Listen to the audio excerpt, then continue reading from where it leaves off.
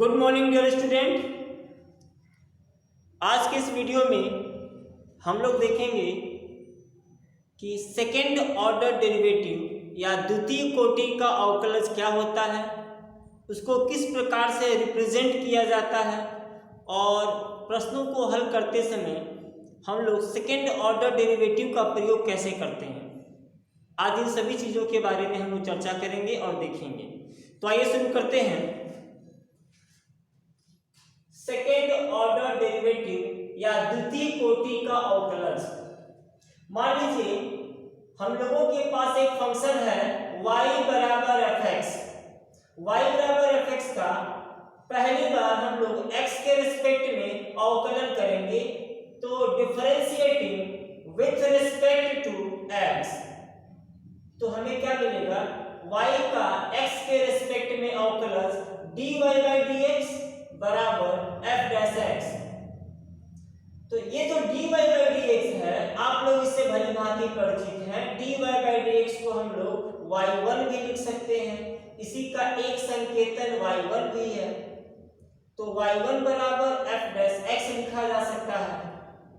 अब इसी इक्वेशन में हम लोग दोबारा दूसरी बार फिर से अवकलन करेंगे, फिर से इसको डिफरेंशिएट करेंगे, तो लिखेंगे हम लोग again differentiating with respect to x। तो अब देखिए dy बाई dx बराबर f डैश x, इन दोनों के आगे वापिस से d बाई dx लग जाएगा। d by dx of dy by dx, d by dx of dy by dx और d by dx of f dash x। तो आप ध्यान से देखें यहाँ पे, तो d दो बार आ गया, तो हम इसको लिखते हैं d2y। बहुत से लोग इसको d स्क्वायर y पढ़ते हैं, ठीक है, कोई दिक्कत नहीं है, जो जैसे पढ़ता है पढ़े। लेकिन ध्यान देने की बात है कि यहाँ पे कोई बुरा नहीं हो रहा है, ये एक तरह का रिप्रेजेंटेशन है, व्यक्त करने का एक मेथड है। तो इसको हम लोग लिखते हैं d2y, और देखिए यहाँ पे x दो बार आया है तो dx2, ठीक है, x दो बार आया है तो dx2। अब आप कहोगे सर d भी तो यहाँ दो बार आया, तो क्यों नहीं d2 और x2 लिखा गया। ऐसा नहीं है, ऐसा कोई मतलब नहीं है, ये एक तरह का नोटेशन है, एक प्रतीक है जो सेकेंड ऑर्डर डेरिवेटिव को रिप्रेजेंट करता है, द्वितीय कोटि के अवकलज को व्यक्त करता है। तो इसको ऐसा लिखा जाता है, जो सेकेंड ऑर्डर डेरिवेटिव है उसको हम लिखते हैं d2y बाई dx2। यहाँ दो बार d है तो d2y, और नीचे भी दो बार d आ रहा है, लेकिन हम लोग एक ही बार d लिखेंगे, ठीक है, और x को हम लोग लिखेंगे x2, तो d2y बाई dx पे 2, ठीक है। और इस साइड में हम लोग एक डैश, फर्स्ट ऑर्डर डेरिवेटिव प्रथम कोटि के अवकलज के लिए एक डैश लगता है, और द्वितीय कोटि के अवकलज के लिए यहाँ पर दो डैश लगा देंगे, f डबल डैश x। इसके अलावा d2y बाई dx2 को हम लोग y2 भी लिख सकते हैं। y2 का मतलब होता है सेकेंड ऑर्डर डेरिवेटिव। तो आइए यहाँ पर हम लोग देखते हैं कि कौन कौन से प्रतीक प्रयोग किए जाते हैं मैथमेटिशियन द्वारा first order derivative, second order derivative को रिप्रेजेंट करने के लिए। तो देखिए dy बाई dx ये हमारा प्रथम कोटि का अवकलज है। इसी चीज को हम लोग f डैश x भी लिख सकते हैं, जहां आप देखिए एक बार डैश लगाया गया है। इसी चीज को हम लोग y1 भी लिख सकते हैं। इसी चीज को हम लोग y के ऊपर एक छोटा सा डैश लगाकर भी लिख सकते हैं, और इसी चीज को हम लोग इस प्रकार भी लिख सकते हैं कि capital D in bracket y। तो ये सभी चिन्ह, ये सभी प्रकार के जो सभी चिन्ह हैं, ये सभी चिन्ह प्रथम कोटि के अवकलज को व्यक्त करते हैं। इनका मतलब होता है फर्स्ट ऑर्डर डेरिवेटिव।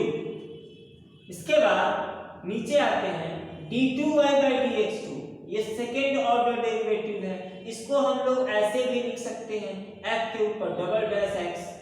देखिए फर्स्ट ऑर्डर डेरिवेटिव के लिए सिंगल डैश और सेकेंड ऑर्डर डेरिवेटिव के लिए double dash. First order derivative के लिए y1 और सेकेंड ऑर्डर डेरिवेटिव के लिए y2, ये 1 और 2 नीचे लगेगा छोटा सा। उसी प्रकार से फर्स्ट ऑर्डर डेरिवेटिव को हम लोग y के ऊपर छोटा सा डैश लगाकर भी व्यक्त कर सकते हैं और सेकेंड ऑर्डर डेरिवेटिव के ऊपर डबल डैश लग जाएगा। इसी प्रकार से dy फर्स्ट ऑर्डर डेरिवेटिव के लिए है और d2y सेकेंड ऑर्डर डेरिवेटिव के लिए है। और ऐसा नहीं है कि अवकलज केवल प्रथम कोटि का द्वितीय कोटि का होता है, ऐसा नहीं है।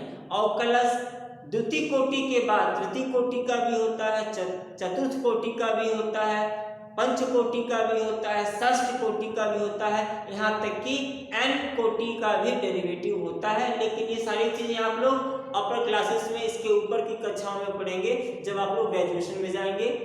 अभी इंटरमीडिएट के कोर्स के अनुसार हम लोग को इतना पढ़ना है।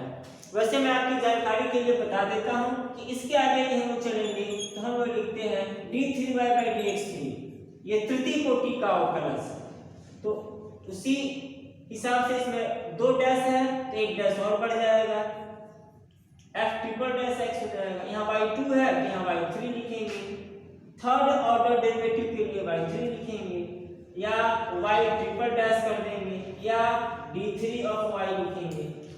इसी प्रकार से अगर चतुर्थ कोटि का अवकलज है या फोर्थ ऑर्डर डेरिवेटिव है तो हम लिखेंगे d4y/dx, या f पर 4 डैश x या y4 या y पर 4 डैश, या यहाँ पर हम लिख सकते हैं d4 ऑफ y। तो ठीक है, ये हायर डेरिवेटिव को, उच्च कोटि के अवकलज को लिखने का एक तरीका था। अब आइए हम लोग कुछ उदाहरण के माध्यम से इसको हल करेंगे और सेकेंड ऑर्डर डेरिवेटिव में कैसे काम होता है इसको समझेंगे। तो मैं चैप्टर 5.7 एक्सरसाइज 5.7 के कुछ क्वेश्चंस को लेता हूं और उसके माध्यम से आपको सेकेंड ऑर्डर डेरिवेटिव को समझाने का प्रयास करूंगा। और इस अभ्यास के या इस एक्सरसाइज के शेष जो भी प्रश्न है उसको आप घर पे निश्चित रूप से हल करने का प्रयास करिएगा। तो आइए शुरू करते हैं।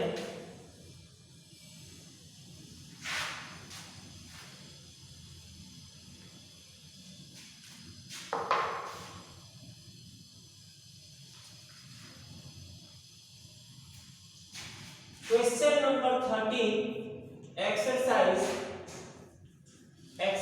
5.7 है ना, 5.7 का क्वेश्चन नंबर 13। यहाँ दिया है कि y बराबर 3 into cos of log x plus 4 into sine of log x, और इसकी सहायता से इस इक्वेशन की सहायता से हमें प्रूव करना है। एक टारगेट दिया गया है सिद्ध करने के लिए, हमें सिद्ध करना है रिक्वायर्ड टू प्रूव ये सिद्ध करना हमें कि x² y2 plus xy1 plus y = 0 हमें ये प्रूव करना है। इस इक्वेशन को लेकर के काम करना है और इसमें अवकलज की सहायता से हमें ये एक्सप्रेशन लाना है कि x² × y2, ये y2 क्या है, ये सेकेंड ऑर्डर डेरिवेटिव है, प्लस x × y1, ये y1 फर्स्ट ऑर्डर डेरिवेटिव है, प्लस y = 0। हमें ये एक्सप्रेशन इसकी मदद से लाना है। तो देखिए कैसे काम होगा। हम लोग लिखते हैं सॉल्यूशन y बराबर 3 cos log x plus 4 sin log x। अब हम लोग इसको x के रिस्पेक्ट में x के सापेक्ष अवकलन करेंगे। तो लिखेंगे differentiating with respect to x।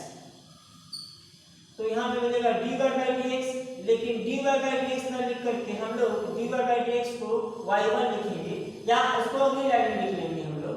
तो देखिए dy/dx x के सापेक्ष y का अवकलन dy/dx, और अब यहाँ पर इसका अवकलन करेंगे तो देखिए 3 तो कांस्टेंट है, इसका अवकलन होगा नहीं, और cos का होता है माइनस साइन, तो माइनस यहाँ पे आ गया, और साइन cos के साथ जो भी है वो साइन के साथ आ जाएगा log x, और इनटू फिर log x का अवकलन होगा। तो log x का अवकलन plus 4 into D D x of sine cos होता है तो हम लिखेंगे कॉस ऑफ लॉग एक्स और फिर लॉग एक्स का अवकलन 1/x तो उसको यहीं पर हम लोग लिख देते हैं। अब हम लोग क्या करते हैं, ये जो 1/x है इस x को दूसरे साइड में पक्षांतर कर देंगे या ऐसे कहें कि पूरे इक्वेशन को पूरे समीकरण को x से गुणा कर देंगे। तो इसको x से गुणा करेंगे तो इसको हम लोग लिखेंगे x into dy by D x, लेकिन हम इसको dy बाई डी एक्स ना लिख करके सुविधा की वजह से हम इसको लिखेंगे y1 y1 याद रखिए ये y1 dy by D x की जगह पर ही लिखा गया है, इसका मतलब वही है जो इसका मतलब। फिर ये जो x है यहाँ पे आ गया हमें मिला 3 sin log x plus 4 cos log x। अब again differentiating with respect to x, एक बार पुनः अवकलन करने पर x के सापेक्ष हम लोग दोबारा अवकलन करेंगे तो अब इसका अवकलन होगा x के रिस्पेक्टिव में। तो देखिए यहाँ पे दो फंक्शन का मल्टीप्लिकेशन होता है तो यहाँ पे फॉर्मूला होता है कि first function into derivative of the second function plus second function into derivative of the first function. तो first function x into derivative of the first function. तो y1 का अवकलज, y1 खुद एक अवकलज है, फिर इसका अवकलज करेंगे तो हमें क्या मिल जाएगा, y2 मिल जाएगा, xy2 यानी d2y बाई dx2 मिल गया plus y1 into dx by dx प्रथम कोटि का अवकलज। तो dx बाई dx कितना होगा, 1 होगा, उसको हम नहीं लिखेंगे। फिर आगे चलते हैं -3 साइन का ddx तो sin x होता है, cos x तो sin का cos होता है, ये चला जाएगा cos में और जो भी है इसके साथ में आ जाएगा और इनटू log x का अवकलज तो 1/x प्लस 4 को 4 लिखेंगे, ddx तो cos x होता है माइनस साइन, तो यहाँ पे ये प्लस चिन्ह और एक माइनस आएगा तो प्लस और माइनस मिलकर यहाँ पे बन जाएंगे माइनस और cos का हो जाएगा sin of log x into log x का अवकलज 1/x। ठीक है, अब वापिस से हम लोग क्या करते हैं, इस पूरे समीकरण को x से गुणा कर देंगे तो हमें मिलेगा x² y2 प्लस xy1